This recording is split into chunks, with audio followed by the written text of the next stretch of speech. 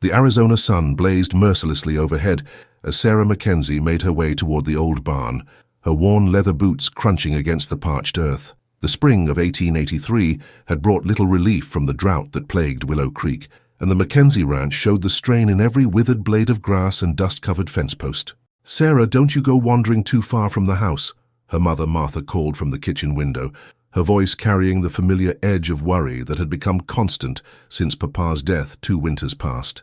"Sheriff Bradley said there's been Apache sign spotted near Miller's Creek yesterday."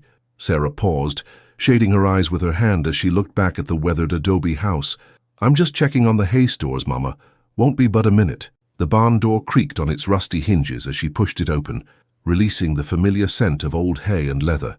Dust motes danced in the shafts of sunlight that pierced through gaps in the wooden planks. Sarah had come to inventory their dwindling feed supplies, but as she stepped deeper into the shadowy interior, something made her freeze. A soft groan echoed from the far corner, barely audible above the whisper of wind through the eaves. Sarah's heart hammered against her ribs. Her first instinct was to run, to call for her mother, to grab Papa's old rifle from above the fireplace, but something in that sound, pain, not menace, rooted her feet to the spot. "Hello?" she whispered, her voice barely more than a breath. "Is someone there?" Another groan, weaker this time, followed by the rustle of hay. Sarah's eyes adjusted to the dim light, and she saw him, a man lying crumpled behind a stack of feed sacks, his dark hair matted with blood, his bronze skin gleaming with fever sweat. An Apache warrior. Sarah's hand flew to her throat, stifling a gasp. Everything her mother had taught her about safety, everything the townspeople whispered about Apache raids, every cautionary tale Sheriff Bradley had shared, all of it screamed at her to run. But as she stared at the unconscious man, she saw something that overrode her fear. He was dying. The warrior's chest rose and fell in shallow, labored breaths. A crude bandage made from torn cloth wrapped around his left shoulder was soaked through with blood, and a deep gash across his forehead had reopened, painting his face in crimson streaks. His buckskin pants were torn, revealing a nasty wound on his thigh that had clearly become infected. Sarah found herself moving closer, her healer's instincts, learned at her mother's knee during countless nights tending to sick ranch hands and injured animals, overcoming her terror. She knelt beside him, close enough to see the intricate beadwork on his torn shirt, close enough to smell the sage and cedar that clung to his skin, despite the metallic scent of blood. "My God," she whispered, noting the burns on his arms and the bullet wound in his shoulder. "What happened to you?" The warrior's eyes fluttered open, dark as midnight, unfocused with pain and fever. For a moment they stared at each other, predator and prey, enemy and enemy. Sarah waited for him to strike, to grab her, to cry out for his companions. Instead, his eyes rolled back and he lost consciousness again. Sarah sat back on her heels, her mind racing. She should tell her mother. She should ride to town and fetch Sheriff Bradley. She should do anything except what every fiber of her being was telling her to do. But she couldn't forget the way those dark eyes had looked at her in that brief moment of consciousness, not with hatred or violence, but with the same desperate plea she'd seen in the eyes of every wounded creature she'd ever tended. "Sarah," her mother's voice drifted across the yard, "what's taking you so long?" "Coming, Mama," Sarah called back, her voice surprisingly steady. She looked down at the wounded warrior, noting how young he appeared, perhaps no older than herself. A medicine pouch hung from his belt, and she could see the careful craftsmanship in his moccasins, the pride in his bearing even in unconsciousness. She made her decision. Racing to the far corner of the barn, Sarah grabbed an old horse blanket and several empty feed sacks. She arranged them to better conceal the warrior's hiding place, then hurried to the house. "The hay stores are lower than I thought," she told her mother, forcing casualness into her voice. "I'll need to make several trips to move what's salvageable to the back of the barn." Martha nodded absently, focused on the beans she was stirring. "Just be careful, dear, and stay where I can see you." Sarah spent the rest of the afternoon making obvious trips to and from the barn, each time bringing small supplies, water, clean rags, the precious bottle of laudanum they kept for emergencies. When evening shadows began to stretch across the yard, she knew she had to act quickly. The warrior was burning with fever when she returned to him. Sarah dampened a cloth with cool water and gently cleaned the blood from his face, noting the strong line of his jaw, the proud set of his features. Up close she could see he was perhaps a year or two older than herself, with calloused hands that spoke of hard work and careful scars that told of previous battles survived. I don't know if you can hear me, she whispered as she began to clean his wounds with the methodical care her mother had taught her. But I'm going to try to help you. I don't know why, and I don't know what it means, but I can't let you die. Not like this. The warrior stirred as she worked, occasionally murmuring words in Apache that she couldn't understand, but his voice was deep and resonant, and she found herself oddly comforted by the sound. As darkness fell over the McKenzie ranch, Sarah made one final trip to the barn, carrying a bowl of the broth her mother had made for dinner. She'd told Martha she wanted to check on their old mare, Bessie, who'd been favoring her front hoof. The warrior's eyes were open when she entered, alert and watchful. This time, when their gazes met, she saw intelligence there, and something that might have been gratitude. "You're safe," Sarah said softly, settling beside him with the bowl. "I'm going to help you get better." He said nothing, but his eyes never left her face as she began the dangerous work of saving an enemy's life. 3 days passed like a dangerous dance between discovery and devotion. Sarah had never realized how difficult it could be to live a lie, especially under her mother's watchful eye. Every morning she forced herself to eat breakfast with normal appetite, to discuss mundane ranch matters, to appear unchanged by the secret that consumed her thoughts.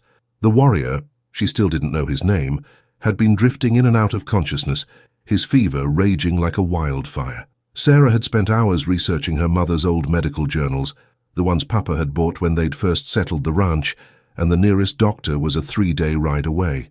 She'd learned to recognize the signs of infection, the telltale flush of fever, the way infected wounds smelled different from clean ones.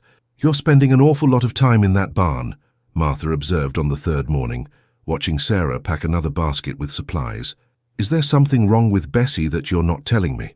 Sarah's hands stilled on the cloth bandages she was folding. "She's just been restless, Mama. I think the heat's bothering her more than usual." Martha's weathered face creased with concern. "Maybe we should have Sheriff Bradley take a look at her when he comes by for supper tonight." Sarah's blood turned to ice. "Sheriff Bradley's coming to supper?" "I sent word with the Hendersons yesterday. Tom's been good to us since your father passed, and it's only right we return the kindness."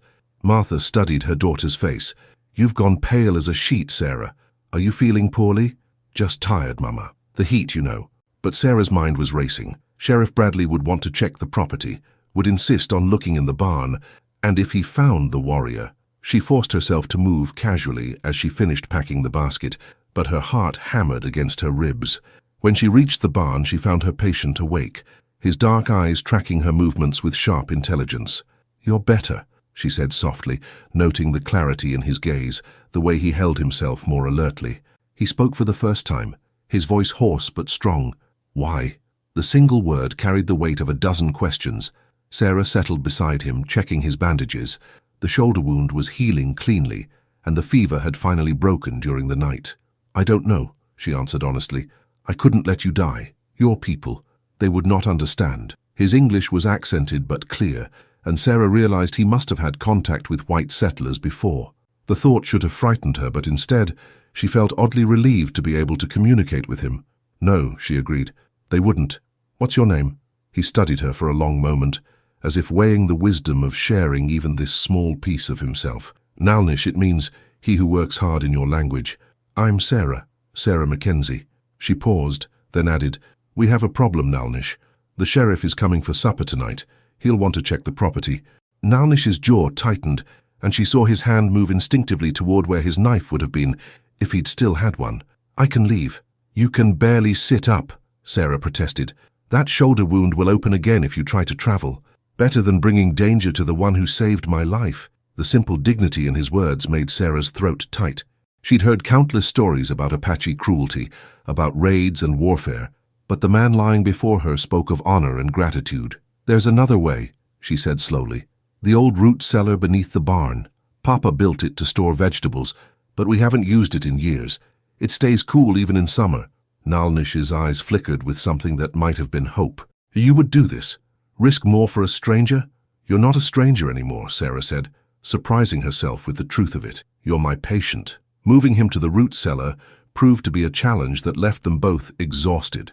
Nalnish was stronger than she'd expected, but the effort of climbing down the wooden ladder into the underground chamber clearly cost him. Sarah had spent the afternoon preparing the space, bringing down blankets, water, and supplies. "How long must I stay here?" he asked, settling onto the makeshift bed she'd arranged. "Just until the sheriff leaves, maybe a day or two more, until you're stronger." As evening approached, Sarah found herself checking her appearance in the mirror more carefully than usual. She'd changed into her best dress, a simple blue calico that brought out her eyes, and pinned her auburn hair back neatly. She told herself it was just proper courtesy for Sheriff Bradley's visit, but she knew part of her wanted to look normal, innocent, above suspicion. "You look lovely, dear," Martha said approvingly as they set the table together. "Tom always did have a soft spot for you." Sarah's cheeks flushed. Sheriff Bradley was a good man, a widower who'd been kind to their family, but she'd never encouraged his subtle courtship. Now with Nalnish hidden beneath their feet, the thought of the sheriff's romantic interest made her stomach twist with guilt. Tom Bradley arrived precisely at 6, his silver hair neatly combed, his badge polished to a shine. He was a tall man with kind eyes and a weathered face that spoke of years spent keeping peace in a harsh land. "Evening, ladies," he said, removing his hat. "Martha, that pot roast smells like heaven itself." "You're too kind, Tom," Martha replied, clearly pleased. "Sarah, would you get the sheriff some coffee?" As they settled around the table, Sheriff Bradley's conversation turned to the concerns that had brought him to their door. "I wanted to check on you both personally. There's been more Apache activity in the area lately." Sarah's hand trembled slightly as she poured his coffee. "What kind of activity?" "Tracks mostly. Signs of a small party moving through the territory. Could be hunting, could be scouting." He accepted the cup with a nod of thanks. "There was trouble over at the reservation last week. Some hotheads from town tried to run off a group of Apache who were trading legally in Willow Creek. Things got heated." "Was anyone hurt?" Sarah asked, though she already suspected she knew the answer. "One of the Apache was shot. Young warrior, from what I hear. He got away, but he was bleeding pretty badly." Bradley's eyes met Sarah's across the table. "I'm hoping he found help somewhere, or this whole situation could get a lot worse." Sarah forced herself to meet his gaze steadily. Surely his own people would care for him. "That's what I'm hoping. But if he's out there somewhere, wounded, desperate..." Bradley shook his head. "Desperate men do desperate things, Sarah. I just want to make sure you and your mother are being careful." After supper, as Martha had predicted, Sheriff Bradley asked to check the property. Sarah walked beside him, her heart pounding so loudly she was certain he could hear it. "Barn looks secure," he observed, pushing open the door and glancing around the interior. Sarah held her breath as his eyes swept over the area where she'd first found Nalnish, but the space had been cleaned and rearranged. "Sarah's been spending a lot of time out here lately," Martha mentioned, "fussing over that old mare of ours." "Bessie giving you trouble?" Bradley asked. "Just age, I think," Sarah managed. "She's been restless." They moved through the rest of the property without incident, but as they prepared to return to the house, Bradley paused. "Sarah, I hope you know you can come to me if you ever need anything. Your father was a good man and I'd consider it an honor to look after his family." The sincerity in his voice made Sarah's guilt even sharper. "Thank you, Sheriff. That means a great deal."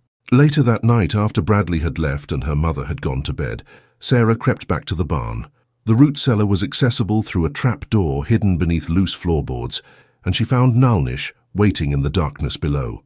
"Is it safe?" he asked quietly. "For now." Sarah climbed down the ladder, carrying a lantern that cast dancing shadows on the earthen walls. "The sheriff is gone, but he's looking for you. He knows you were wounded." Nalnish's expression grew grave. "The men who shot me, they were not soldiers. They were from your town." "I know, Sheriff Bradley told us." Sarah settled beside him, checking his bandages by lamplight. "Why were you in town?" "Trading. We had permission from the Indian agency. My father sent me to buy supplies for our people, blankets, medicine." His voice carried bitter irony. "Some of your townspeople did not care about permissions." Sarah's hands stilled on the bandage she was unwrapping. "Your father, he is our medicine man. He taught me the healing ways as your mother taught you." Nalnish's eyes met hers. "I see her knowledge in the way you tend wounds. You're very observant. I am alive because of your skill." "Of course I observe." As she worked to clean and redress his wounds, Sarah found herself stealing glances at his face. There was something compelling about the way he watched her, as if he were seeing past her surface to something deeper. "Why do you risk so much for me?" he asked finally. Sarah considered the question seriously. "My mother always said that healing knows no boundaries, that suffering is suffering, no matter who bears it." She paused, meeting his gaze. "But I think it's more than that. I think it's because when I found you, you reminded me of something I'd forgotten." "What is that?" "That enemies are just people we haven't understood yet. Nalnish was quiet for a long moment, and when he spoke his voice was soft. "You are not what I expected from one of your people." "Neither are you," Sarah admitted. As she prepared to leave, Nalnish caught her hand gently. "Sarah McKenzie, you have given me my life. I will not forget this debt." "It's not a debt," she said. "It's just what people should do for each other." But as she climbed back up the ladder, Sarah knew that what was happening between them was far more complicated than simple human kindness. She was falling under the spell of this wounded warrior, and with each passing day, the risk of discovery and the consequences that would follow grew greater. The seventh day brought an unexpected visitor that would change everything. Sarah was tending to Nalnish's wounds in the root cellar when the sound of approaching horses sent them both into immediate alert. Through the small ventilation gaps near the ceiling, they could hear unfamiliar voices speaking in rapid Spanish. "¿Estás segura de que está aquí?" a woman's voice asked. "Sí, Maria. The tracks lead here," came the reply. Sarah's blood chilled. Someone was tracking them, tracking him. She pressed her finger to her lips, signaling Nalnish to remain silent, and carefully climbed the ladder to peer through a crack in the barn's wall. 3 riders sat their horses in the McKenzie yard. A middle-aged Mexican woman with silver-streaked hair, a younger Apache woman, and an elderly Apache man whose weathered face bore the dignity of a leader. The Mexican woman, Maria, she'd heard her called, was studying the ground with the keen eye of an experienced tracker. "Sarah," Martha's voice carried from the house, sharp with alarm. "There are people here." Sarah's heart raced as she watched her mother emerge from the house, her face pale but determined. Martha carried Papa's old rifle, though she held it low, not quite threatening. "Good morning, Senora," Maria called out in accented English. "I am Maria Santos. We mean no harm. We are looking for someone." "Who are you looking for?" Martha asked, her voice steady despite the fear Sarah could see in her posture. The elderly Apache man spoke in his native tongue, and Maria translated. "This is Robert Crow Feather, a medicine man. His son has been missing for 7 days. We have reason to believe he may have found shelter here." Sarah felt the world tilt beneath her feet. Nalnish's father had come looking for him. "I don't know what you're talking about," Martha said, but her voice lacked conviction. "There's no one here but my daughter and me." The Apache woman spoke for the first time, her English clear and educated. "Mrs. McKenzie, I am Dr. Elena Crow Feather. I was educated at the Carlisle School and work as a translator for the Indian Agency. We are not here to cause trouble. We simply want to find Robert's son before he dies of his injuries." Sarah's mind reeled. Dr. Crow Feather. That meant this woman was Nalnish's sister and she was a doctor. The implications crashed over her like a wave. "My daughter would have mentioned if she'd seen anyone," Martha said, but her eyes were already searching the property, looking for Sarah. "With respect, Mrs. McKenzie," Maria said gently, "my tracking skills have kept me alive for 40 years. Someone has been bringing water, food, and medical supplies to this barn repeatedly over the past week. The tracks are clear." Sarah knew she had to act. Taking a deep breath, she stepped out of the barn, her hands raised peacefully. "Mama, it's all right. They're telling the truth." Martha's face went white. "Sarah, what are you—" "I found him 7 days ago," Sarah said, her voice carrying across the yard. "He was dying. I couldn't just let him die." The transformation in the 3 visitors was immediate. Robert Crow Feather's stoic expression cracked, revealing desperate hope. "Doctor." Crow Feather dismounted quickly, her medical bag already in hand. Maria Santos smiled, though her eyes remained watchful. "Where is he?" Dr. Crow Feather asked. "All business now." Sarah led them to the barn, her mother following in stunned silence. As she opened the trap door to the root cellar, she called down softly, "Nalnish, your family is here." The reunion was unlike anything Sarah had ever witnessed. When Nalnish emerged from the root cellar, his father's composed demeanor shattered. The old man embraced his son with tears streaming down his weathered cheeks, speaking rapid Apache that needed no translation. Dr. Crow Feather immediately began examining her brother, her skilled hands checking his wounds with professional competence. "The shoulder is healing well," she murmured, more to herself than anyone else. "The infection is gone." "Who did this work?" "I did," Sarah said quietly. Eleanor Crow Feather looked up at her with new respect. "You have considerable skill. Where did you learn?"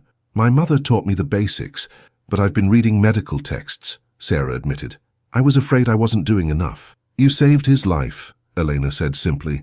"Without proper care, he would have died from infection within days." Martha finally found her voice. Sarah, how could you keep this from me? Do you realize what you've done, what this means? I know exactly what it means, Mama, Sarah said, meeting her mother's eyes steadily. It means I couldn't let another human being die when I had the power to save him. Maria Santos stepped forward, her weathered face kind. Senora McKenzie, your daughter has done something remarkable. In my village, we have a saying, El corazón que sana no conoce fronteras. The heart that heals knows no borders. That's all very poetic, Martha said, her voice tight with fear. But what happens when the townspeople find out?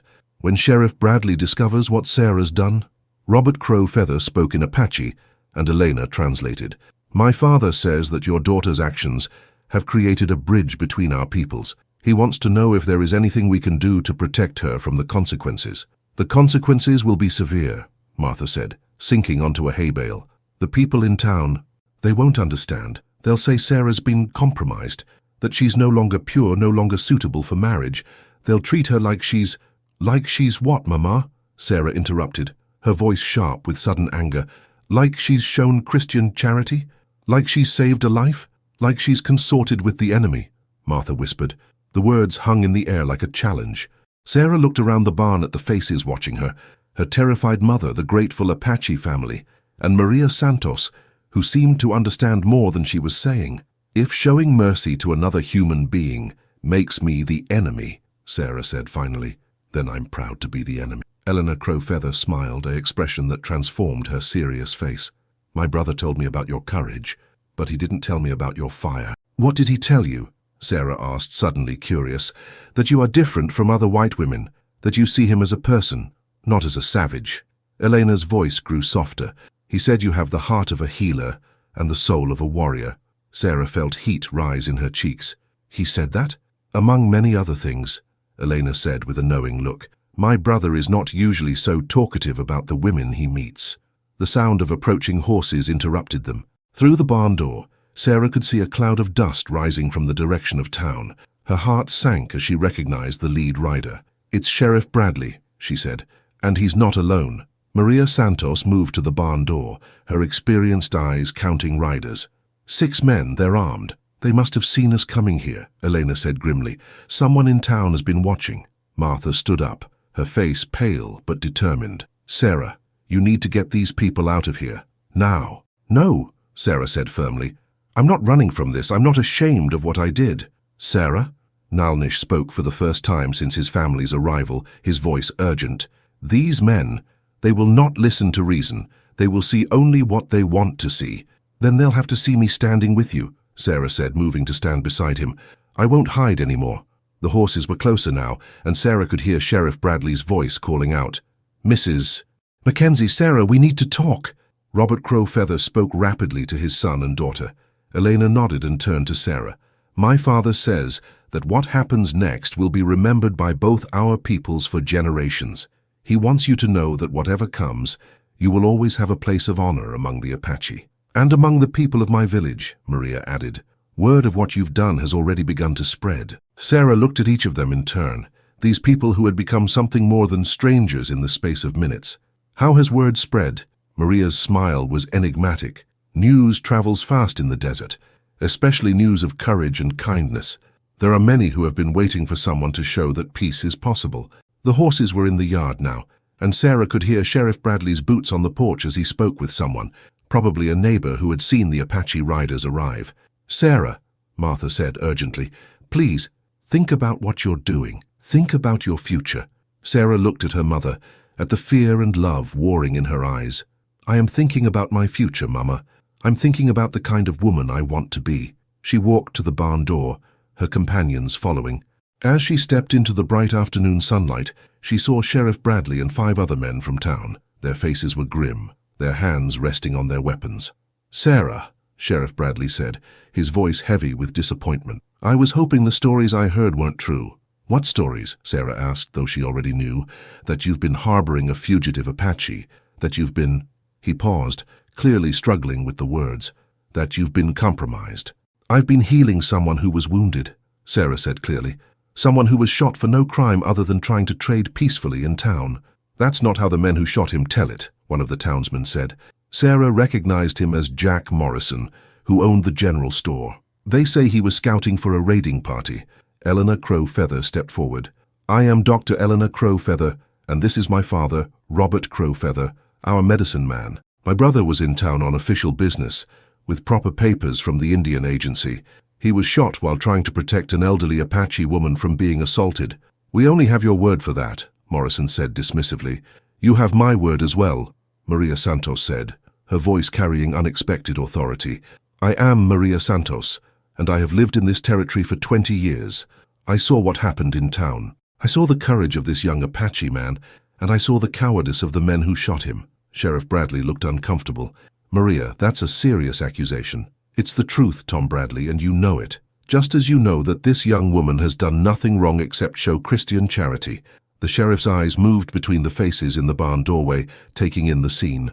Sarah could see him weighing his options, trying to find a path through the political minefield that had suddenly opened at his feet. Sarah, he said finally, I need you to come with me. There are questions that need to be answered. She's not going anywhere, Nalnish said, stepping forward despite his injuries. She saved my life. I won't let her be punished for showing mercy. The tension in the yard ratcheted up several notches. Sarah could see hands moving toward weapons, could feel the situation balanced on a knife's edge. Stop, she said loudly, stepping between the two groups. This ends now. Sheriff Bradley, I'll answer your questions, but I won't be treated like a criminal for doing what's right. As she spoke, Sarah noticed something else. Riders approaching from the south, too many to count, raising a dust cloud that stretched across the horizon. Whatever was about to happen, it was about to become much more complicated. Sheriff, one of his men said nervously, we've got company coming. Sheriff Bradley turned to look at the approaching riders, his hand moving instinctively to his sidearm. Jesus Christ, he whispered. How many are there? Maria Santos smiled, her eyes twinkling with something that might have been mischief. I told you, Sheriff. Word travels fast in the desert. As the riders drew closer, Sarah began to make out individual figures and her eyes widened in amazement. These weren't warriors coming for battle. These were women, dozens of them, from every community in the territory. Apache women, Mexican women, and even some white women from the surrounding ranches. What in the hell is this? Sheriff Bradley demanded. Elena Crowfeather's smile was radiant. I believe, Sheriff, that this is what happens when word spreads about someone who chooses love over fear. The first riders were close enough now that Sarah could see their faces, could see the flowers and gifts they carried. Her heart began to race as she realized what was happening. Tomorrow she had thought her act of mercy would remain a secret forever. Instead, it seemed the whole territory was about to learn what she had done. And they were coming not to condemn her, but to honor her. The first woman to reach the McKenzie ranch was an elderly Apache grandmother whose weathered hands clutched a bundle of sage and sweetgrass. She rode her spotted pony with the dignity of someone who had witnessed the birth and death of empires, her silver braids adorned with turquoise beads that caught the late afternoon sun. Behind her came a stream of riders that seemed to stretch endlessly across the desert floor, women of every age, from every corner of the territory. Mexican women from the settlements along the Rio Grande, their colorful rebozos flowing behind them like banners. Apache women from the reservation, their faces painted with symbols Sarah didn't recognize but somehow understood, spoke of honor and respect. White women from neighboring ranches, their practical dresses and sun-worn faces speaking of lives carved from harsh land through sheer determination.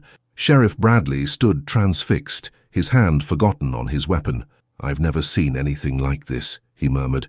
How did they all know to come here? The same way birds know when to migrate, Maria Santos said softly. Some things don't need explaining, they just need feeling. The elderly Apache woman dismounted with surprising grace and walked directly to Sarah, her dark eyes bright with purpose. She spoke in Apache, her voice carrying the authority of one accustomed to being heard. Eleanor Crowfeather translated, though tears had begun to stream down her cheeks.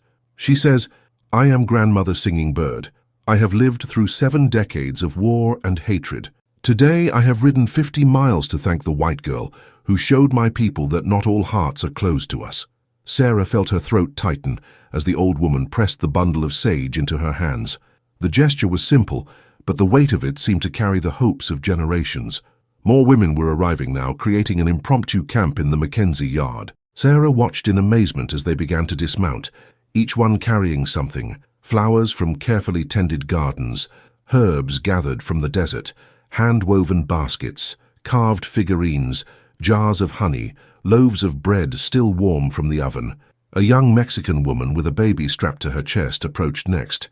"Señorita McKenzie," she said in careful English, "I am Carmen Flores. My husband was killed last year in a fight between our peoples. I thought my heart was closed forever to forgiveness, but when I heard what you did..." She paused, searching for words. "You have shown me that healing is still possible." She placed a small wooden cross in Sarah's hands, carved with intricate patterns. "My husband made this for our son. I want you to have it, because you have given our boy a world where Apache and Mexican and white children might grow up together in peace."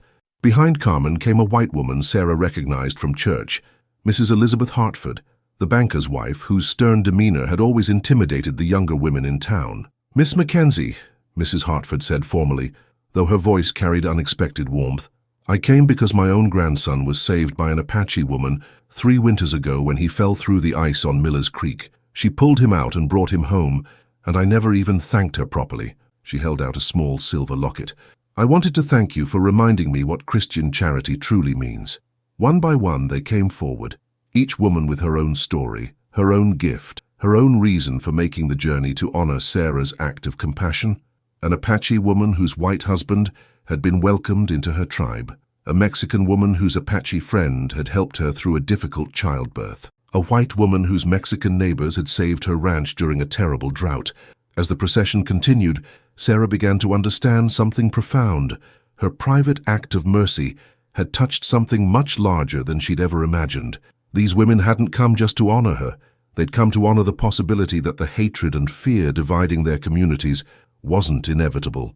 Sheriff Bradley and his men watched in stunned silence as the gathering grew. What had started as a law enforcement action had transformed into something entirely different, a celebration of unity that crossed every boundary the territory had ever known. "Tom," Jack Morrison said nervously, "what are we supposed to do about this?" Sheriff Bradley removed his hat, running his fingers through his graying hair. "I honestly don't know, Jack. I've been keeping the peace in this territory for 15 years, and I've never seen anything like this." Martha McKenzie stood beside her daughter, her face a mixture of wonder and worry. "Sarah," she whispered, "what have you started?"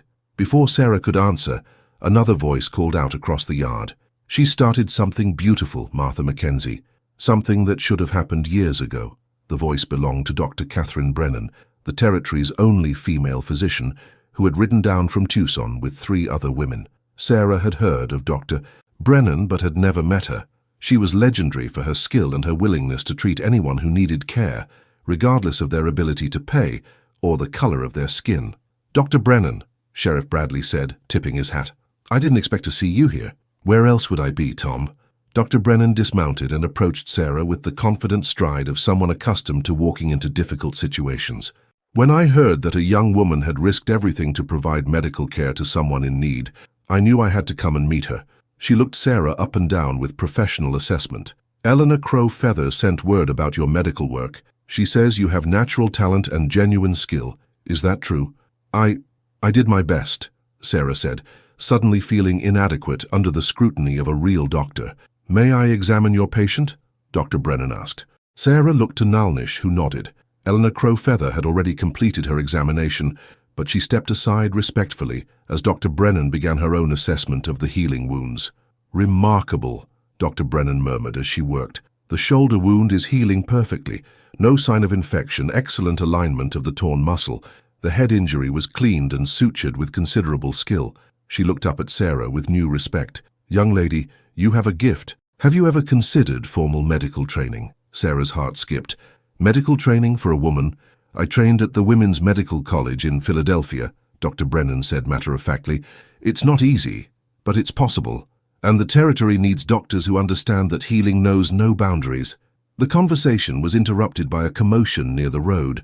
A large wagon was approaching, driven by a familiar figure that made Sarah's stomach drop. "That's Reverend Clayton," Martha said grimly, "and the church council." The Reverend's arrival changed the atmosphere immediately. Reverend Clayton was a stern man who preached fire and brimstone with equal enthusiasm, and the 5 men accompanying him represented the most conservative voices in Willow Creek. "Sheriff Bradley," the Reverend called out as his wagon stopped, "what is the meaning of this gathering?" Sheriff Bradley straightened. clearly uncomfortable. "Reverend, these ladies have come to... that is, we're here to honor Miss McKenzie for her Christian charity," Dr. Brennan said smoothly, stepping forward. "Surely you approve of a young woman who has chosen to follow Christ's example of healing the sick and caring for the wounded." Reverend Clayton's eyes swept over the diverse crowd of women, his face darkening. "Christian charity does not extend to consorting with savages, Dr. Brennan. Miss McKenzie has compromised herself and brought shame upon our community." A murmur of anger rippled through the gathered women. Grandmother Singing Bird spoke sharply in Apache, and several of the Mexican women crossed themselves and muttered prayers that sounded more like curses. Sarah felt something rise within her. Not anger, but a calm certainty that surprised her with its strength. She stepped forward, still holding the gifts that had been pressed into her hands. "Reverend Clayton," she said clearly, her voice carrying across the yard, "I've read the Bible you taught me to read. I remember the story of the Good Samaritan, who stopped to help a wounded stranger when others passed by. I remember Jesus healing the Roman centurion's servant. I remember him saying that, 'Whatever we do for the least of these, we do for him.'" The Reverend's face flushed red. "Don't you dare quote scripture to justify your shameful behavior, girl. You've disgraced yourself and your family." "The only disgrace here," said a new voice, "is the man who would condemn mercy and call it sin." Everyone turned to see another approaching rider, an elderly white man whose collar marked him as clergy, but whose gentle face was the opposite of Reverend Clayton's harsh countenance. "Father Miguel Castillo," Dr. Brennan said with obvious pleasure. "I should have known you'd be here." Father Castillo dismounted and walked directly to Sarah, taking her hands in his weathered ones. "My child," he said in accented English, "what you have done honors the God we all claim to serve. In my church, we have a saying, 'Donde hay amor, hay Dios.' Where there is love, there is God." Reverend Clayton sputtered with indignation. "Father, surely you cannot condone..." "I condone love over hatred, mercy over judgment, healing over harm," Father Castillo said firmly. "This young woman has shown more Christian virtue in 1 week than some show in a lifetime." The tension between the two men was palpable, representing not just religious differences, but entirely different philosophies about how people should treat each other. "There will be consequences for this," Reverend Clayton said, his voice tight with anger. "Miss McKenzie will not be welcome in our church, and any God-fearing man in town will know better than to court a woman who has been tainted." "Then it's fortunate," said another voice, "that there are men who value character over reputation." This time the speaker was someone Sarah had never expected to see, James Hartford, the banker's son, who had recently returned from college back east. He was a handsome young man with progressive ideas that often put him at odds with his father's conservative business associates. "James," Mrs. Hartford said, clearly surprised to see her son, "what are you doing here?" "The same thing all these women are doing, Mother. Honoring someone who had the courage to do what's right regardless of the cost." He looked directly at Sarah, his admiration clear. "Miss McKenzie, I want you to know that there are those of us who see your actions as something to be celebrated, not condemned." The gathering had now grown to nearly 300 women, with more arriving as word continued to spread. The McKenzie Ranch had become the center of something unprecedented, a spontaneous celebration of unity that crossed every social, racial, and cultural boundary in the territory. As the sun began to set, painting the desert sky in brilliant oranges and purples, the women began to organize themselves naturally. Cooking fires were lit, bedrolls were spread, and it became clear that many intended to stay the night. "This is extraordinary," Eleanor Crowfeather said to Sarah as they watched the impromptu camp take shape. "In all the years since the Apache have been forced onto reservations, I've never seen anything like this." Sarah looked around at the incredible scene. Apache women sharing food with Mexican women, white women learning traditional songs, children of different cultures playing together in the firelight. "What happens now?" she asked. Elena smiled. "Now? Now we find out if one act of courage can really change the world." As if in answer to her words, Grandmother Singing Bird stood and began to sing, a traditional Apache song that spoke of hope and healing. One by one, other voices joined her, each adding their own melodies, their own languages, their own prayers for peace. Sarah stood in the center of it all, surrounded by the gifts that represented not just gratitude, but the dreams of hundreds of women who had dared to believe that change was possible. Tomorrow would bring new challenges, she knew. Reverend Clayton would not give up his campaign against her, and there would be others who shared his views. But tonight, under the vast Arizona sky, surrounded by women who had chosen love over fear, Sarah McKenzie felt the power of hope itself. The wounded Apache warrior she had saved stood beside her, his injuries healing, his eyes bright with wonder at what her simple act of mercy had unleashed. "Sarah," Nalnish said softly, "you have done more than save one life. You have shown that bridges can be built even across the deepest divides." As the night deepened and the singing continued, Sarah realized that her choice to save Nalnish had indeed changed everything, not just for her, but for everyone who witnessed what was possible when someone chose compassion over fear. The gathering of 300 women with flowers had become something even more powerful, a living demonstration that the future could be different from the past, if only people had the courage to make it so. The morning sun rose over a transformed landscape. Where the McKenzie Ranch had been a simple homestead the day before, it now resembled a small town celebrating a festival. Women from across the territory stirred around carefully tended cooking fires, their voices mixing in a dozen languages as they prepared communal breakfast. Sarah woke to the sound of laughter, children playing games that transcended language barriers, Apache boys teaching Mexican girls traditional stick games while white children learned to weave grass dolls in the Apache way. It was a sight she would have thought impossible just a week ago. "Mija," Maria Santos called softly from outside Sarah's tent. She had insisted Sarah take her canvas shelter for the night. "There are people you need to meet." Sarah emerged to find a delegation waiting for her, tribal leaders, town officials, and territorial representatives who had ridden through the night after word of the gathering reached them.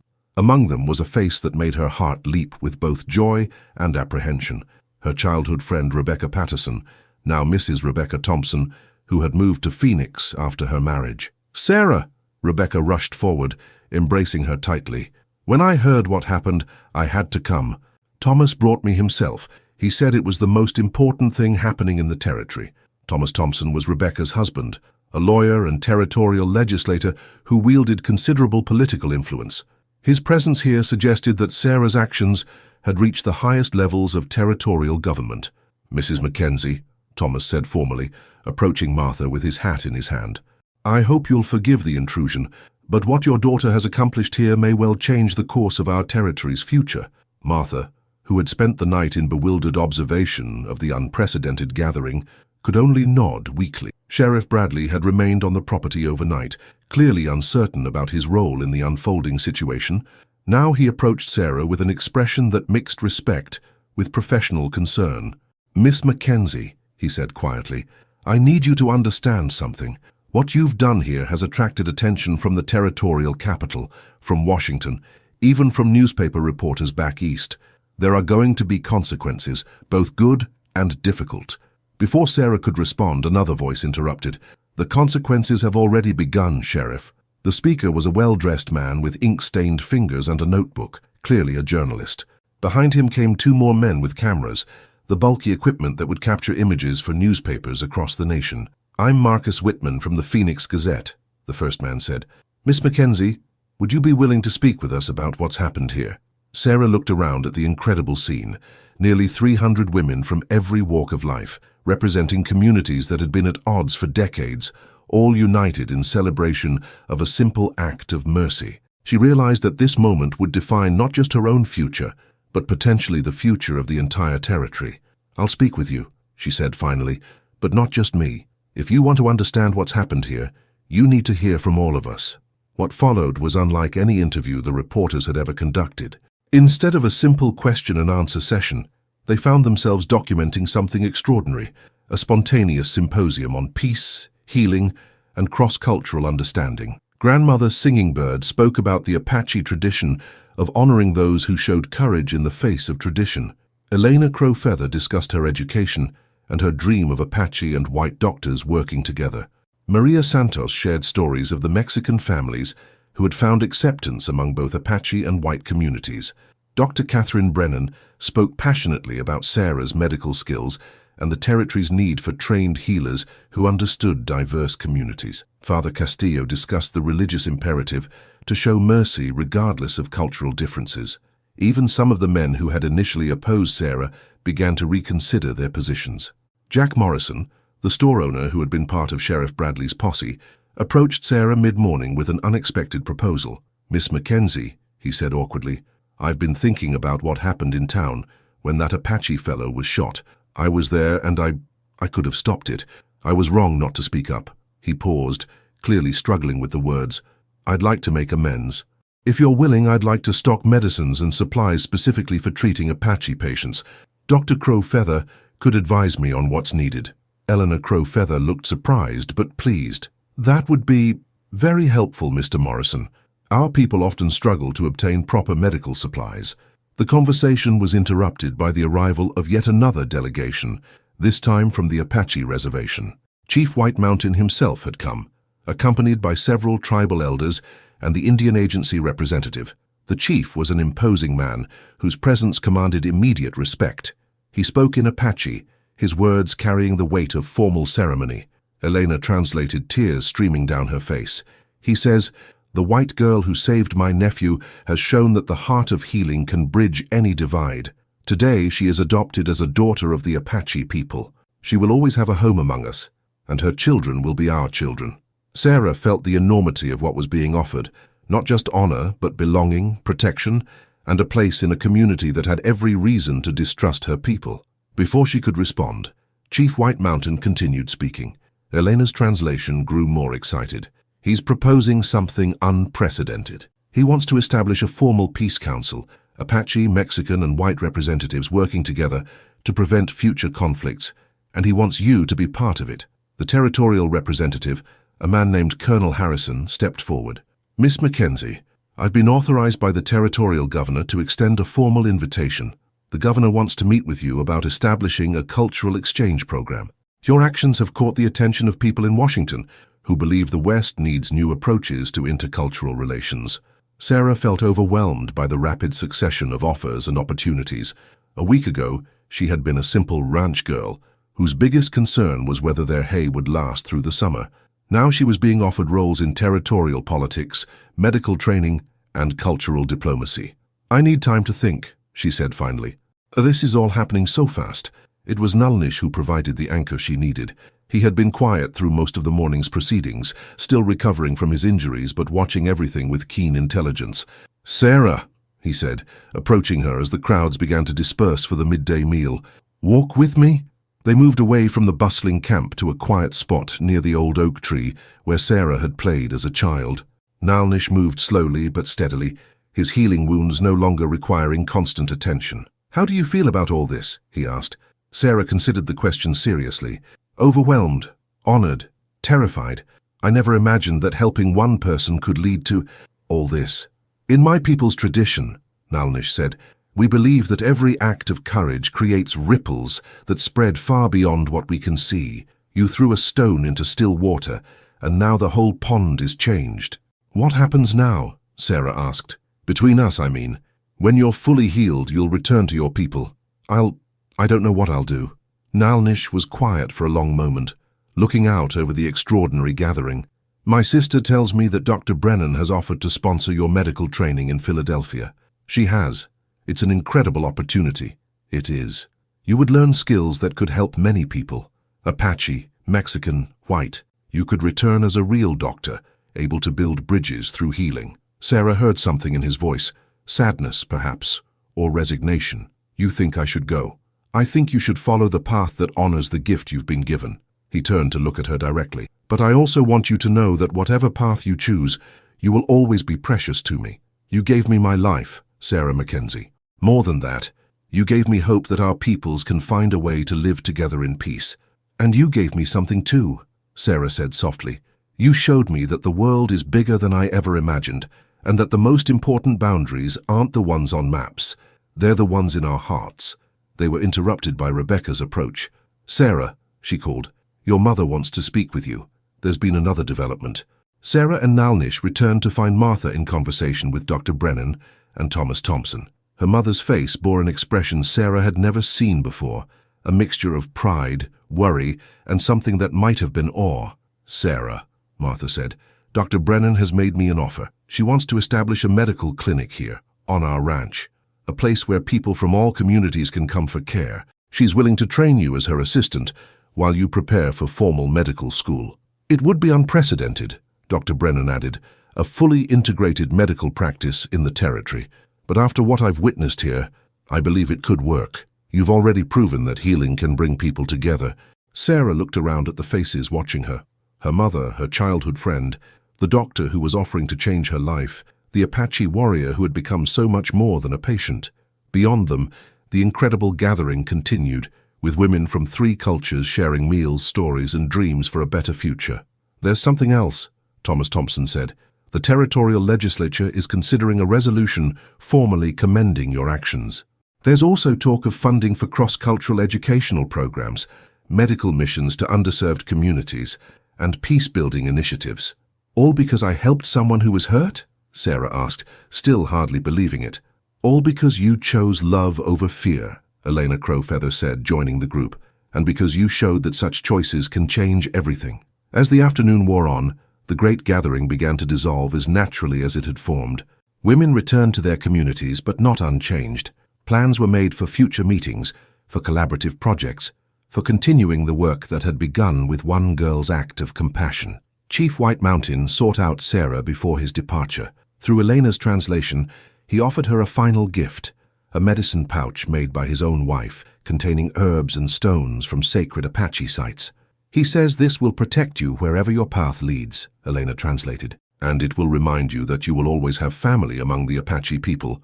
Reverend Clayton had left early that morning, his face set in disapproval, but not before several members of his own congregation had approached Sarah to express their support. Even some of his church council had been swayed by the evidence of what unity could accomplish.